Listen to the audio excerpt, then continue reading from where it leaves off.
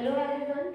So today's lesson we are going to deal the chapter force and laws of motion till derivation. आज हम लोग derivation तक करेंगे. Starting की derivation जो फॉर्मूला है ना हम लोग का तीन फॉर्मूला, वो तीन फॉर्मूले को हम लोग डेराइव करेंगे. उसके बाद हम लोग नेक्स्ट क्लास में नेक्स्ट वीडियो में मैं आपको सेंड करूँगी. ठीक है. सो ध्यान से समझना है. ठीक. Number this is the chapter name motion. As you know, anything which are moved from one place to another place, so they are known as motion. What is? Any object which is moved from one place to another, which is moved from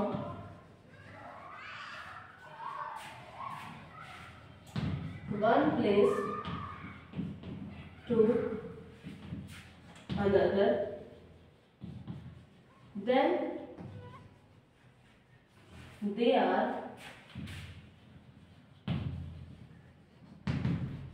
said to be motion.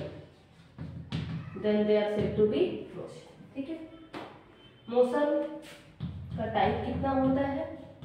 Motion mainly to type में classified है, और वो क्या है आपका? Uniform motion and non uniform motion. देख लीजिए, uniform motion है क्या? जब भी कोई object equal distance equal interval of time के साथ कवर करता है ना, तो उसे हम लोग क्या बोलते हैं? Uniform motion. मतलब इसका हम डेफिनेशन देख सकते हैं. When an object moves with equal distance with equal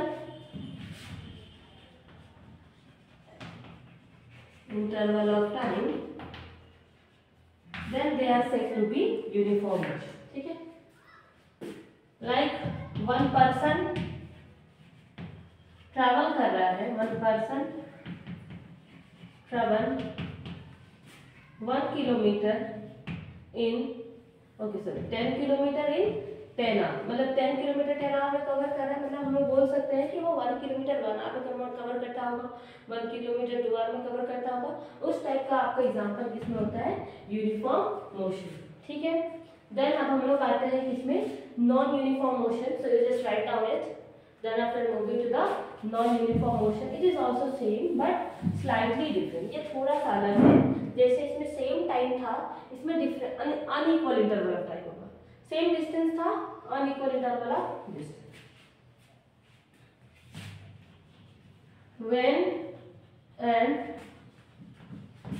object move unequal distance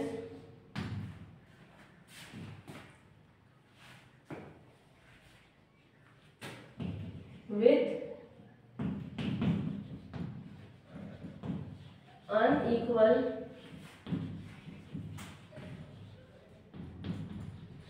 interval of time, तो उसे हम लोग क्या बोलते हैं? Then they are called non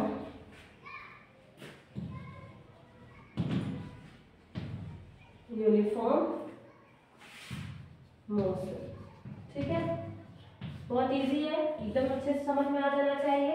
non uniform motion क्या बचा? Non uniform motion is the motion which can cover the unequal distance with unequal interval of time. Then they are said to be what? Non uniform motion. Done. So ये तो हो गया. ठीक है. अब इसका ऐसा यूनिट क्या होता है? तो मोशन का ऐसा यूनिट होता है न्यूटन मीटर. ठीक है. क्या होता है? Newton metre.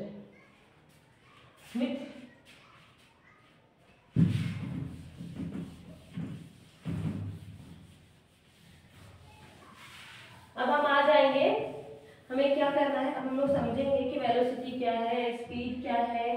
ठीक है, लाइक अगर कोई कार है, कार अगर चल रहा है तो जो मूवमेंट होता है ना, जितने की रफ्तार से वो चल रहा है वही उसका क्या हो जाता है, स्पीड। ठीक है, मतलब हम लोग बोल सकते हैं the distance travel with respect to time is called speed. ठीक है, देन एक्सेलरेशन होता है rate of change of velocity, rate of change of velocity क्या हो जाता है, एक्सेलरेशन। एक्सेलरेशन का फॉर्मूला क्या होता है, ये सभी आप लोगों के लिए बहुत इंपॉर्टेंट है, रेट ऑफ चेंज ऑफ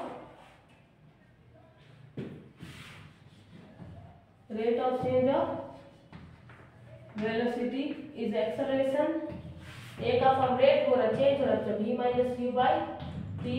ठीक है, ऐसा यूनिट क्या होता है इसका, मीटर पर सेकेंड स्क्वायर। कैसे आया अगर आप ये पूछिएगा तो देखिए क्या है, वेलोसिटी ये दोनों ही आपका इनिशियल वेलोसिटी फाइनल वेलोसिटी है, उसको सॉल्व करने के बाद आपका यूनिट आता है मीटर पर सेकेंड, टाइम का ऐसा सेकेंड होता है, ये ऊपर चला जाएगा प्लस प्लस -1 हो जाएगा क्योंकि यहाँ पे प्लस है बच्चा, तो ये क्या हो जाएगा मीटर पर सेकेंड स्क्वायर। ये हो गया आपका एसआई यूनिट। ठीक है, इस तरीके से हम लोगों ने सीख लिया। अब ऐसा है कि आपको पता है डिस्टेंस क्या होता है, डिस्प्लेसमेंट क्या होता है, तो there is no need of reading that, उससे ज़्यादा आप समझ चुके हैं ऑलरेडी, तो सीखता हमारा बताया जाएगा। ठीक है, अब हम लोग आ जाते हैं डेरिवेशन पे। ठीक है, तो देखिए ये बहुत ही ज़्यादा इंपॉर्टेंट है, डेरिवेशन जो डिराइव करने वाला है बहुत ही इंपॉर्टेंट है, इसको बिल्कुल भी नेग्लेक्ट नहीं करना है। ठीक है,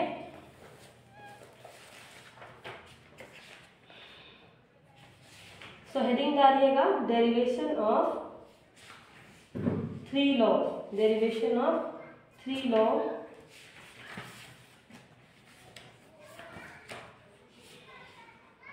वेलोसिटी हम लोग का वेक्टर क्वांटिटी है। ठीक है, ये सब हमें याद रखना है क्योंकि डिस्टेंस के रिस्पेक्ट में होता है, आपको पता है एवरेज का पता है, एवरेज वेलोसिटी का पता है। ठीक है, स्पीड वेलोसिटी का डिफरेंस आपको आना चाहिए, ये सब बहुत इंपॉर्टेंट है। ठीक है, जैसे अगर बोल दिया जाए कि स्पीड का क्या होता है, तो स्पीड क्या है, the object travel to any distance that is a speed, the distance travel पर सेकेंड में जो ट्रैवल करता है उसे हम स्पीड बोलते हैं। ठीक है, तो ये सब कुछ, तो ये सब आपको मैं पूरा नोट सेंड भी करूँगी तो आप उसको अच्छे से कर पाइएगा। ठीक है, और जो आपके बुक में भी है, अभी मेन हम लोग को करना है ना रिप्रेजेंटेशन ऑफ अ ग्राफ, ये बहुत ही इम्पोर्टेंट है, सीबीएसई वालों के लिए एंड जैक वालों के लिए आता ही है। ठीक है, तो इसे हम लोग को करना है, बिना टाइम को वेस्ट किए हम लोग इसे कंप्लीट करते हैं पहले। ठीक है, वेट थोड़ा सा मैं फॉर्मूला को, so yes, so number 1 formula is, हम लोग पार्टिकुलरली 1 बाय 1 डील करेंगे। तो ये क्या है आपका v equal to u plus a t, इसको भी हम लोग डेराइव करेंगे। ठीक है, ये कैसे आ रहा है। ठीक, देन उसके बाद हम लोग करेंगे, अच्छा पहले इसे कर लेते हैं, फिर देन उसको कंप्लीट करेंगे। तो ऐसा है ना कि फॉर्मूला तो बना हुआ है तो इसको याद कर लेते हैं, काम चल जाएगा। बट हम लोग एक चीज़ होता है ना कि हम उस चीज़ को पूरा सीख ले अच्छे से, जैसे अच्छे से हम उसको सीखेंगे तो वो इजीली हम लोग किसी को भी समझा सकते हैं। ठीक है, s equal to u t plus half a t square, then third आपका क्या फॉर्मूला है, v square equal to u square plus 2as, इस टाइप का, या फिर आप 2s। चलिए तो देखिए इसको बिना हम लोग एकदम बहुत ही अच्छे से करेंगे। सपोज करिए कि कोई ऑब्जेक्ट, मैं डायग्राम इस टाइप का बना रही हूँ, कोई ऑब्जेक्ट है जो O पॉइंट से स्टार्ट किया चलना, O से चलता हुआ कहाँ पे आ गया, वो A पॉइंट पे। ठीक है, तो इसका इनिशियल वेलोसिटी क्या हो जाता है, u। अब यही पॉइंट, इसी यही ऑब्जेक्ट सीधा चला जाता है, इसका b हो जाता है। ठीक है, तो मतलब इसको ज्वाइन करना पड़ेगा ना हमें, देखिए ज्वाइन कर देते हैं, चलिए ज्वाइन कर देते हैं। तो ये फाइनल वेलोसिटी क्या हो जाएगा, v। देखिए क्योंकि यहाँ से चलता हुआ इधर गया ना, तो मतलब बोल सकते हैं कि ये पूरा का पूरा आपका फाइनल वेलोसिटी है। तो इसे हम लोग ज्वाइन करेंगे, इस साइड से एक रेक्टेंगुलर का फॉर्म करेंगे। तो ये दे देते हैं e, ये दे देते हैं d और ये देते हैं c, कुछ भी नहीं दे सकते आप। तो देखिए कोई ऑब्जेक्ट अगर O से स्टार्ट किया चलना और A पॉइंट तक गया है, फिर उसी पॉइंट से फिर वो कहाँ चला गया है, B तक चला गया, तो उसका इनिशियल वेलोसिटी u है और फाइनल, क्योंकि देखिए इस पॉइंट को ही मैंने यहाँ पे ज्वाइन किया है, तो ये आपका भी हो जाएगा, ठीक है। और कितने के रिस्पेक्ट में मूव कर रहा है, टाइम टी के रिस्पेक्ट में मूव कर रहा है, क्लियर। तो ऐसा है कि अभी हम लोग को फर्स्ट वाला डेराइव करना है, ये वाला है ना। तो कैसे करेंगे, इसका ट्रिक है सबसे पहले ये v equal to u plus a t वाले को डेराइव करने के लिए हम लोग एक्सेलरेशन का फॉर्मूला को यूज करते हैं, ठीक है। फर्स्ट का कर रहे हैं एक्सेलरेशन। तो एक्सेलरेशन होता क्या बच्चा, rate of change of velocity. Rate of change of velocity कहाँ पे चेंज हो रहा है, देखिए ये इनिशियल वेलोसिटी है, ये पूरा का पूरा फाइनल वेलोसिटी, मतलब डेफिनेटली आपका चेंज यहाँ पे हो रहा है, मतलब आप बोल सकते हैं कि ये क्या है, चेंजेस। देखिए मैंने जो डार्क किया वो चेंजेस है, तो होगा क्या, change of velocity,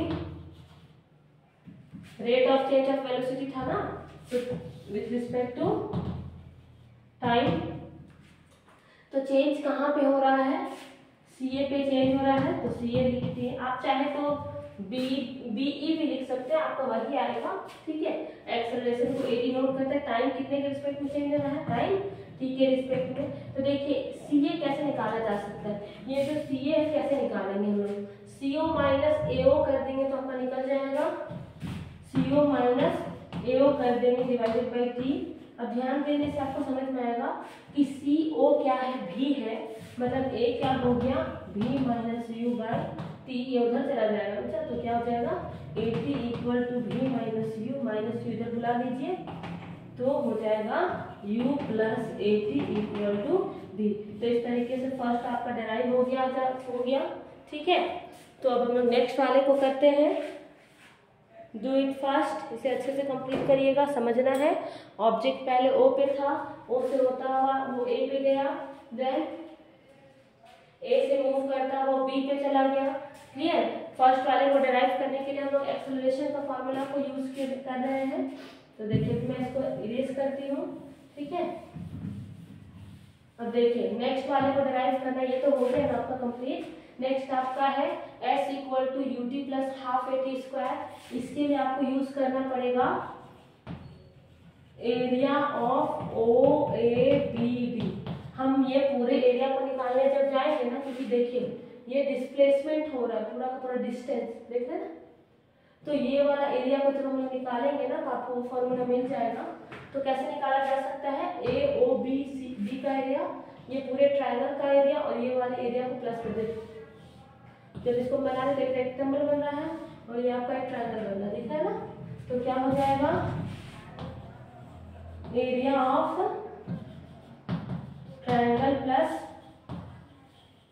area of rectangle. Area of triangle का फॉर्मूला क्या होता है, देखिए राइट एंगल ट्रायंगल बन रहा है ना, half into base into height होता है, plus area of rectangle length into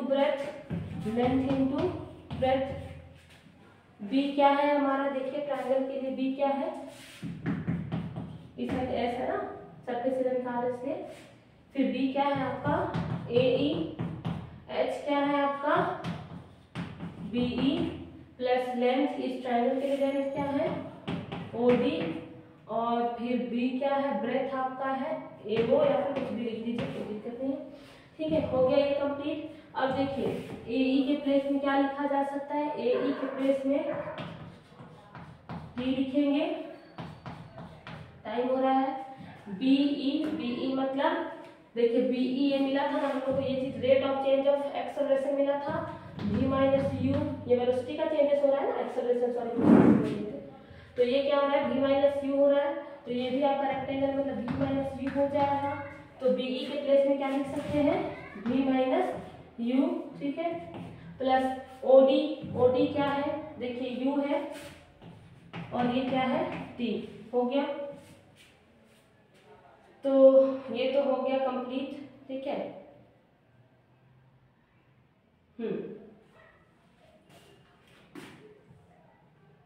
formula क्या है, s equal to u t plus half a t square है, कोई बात नहीं।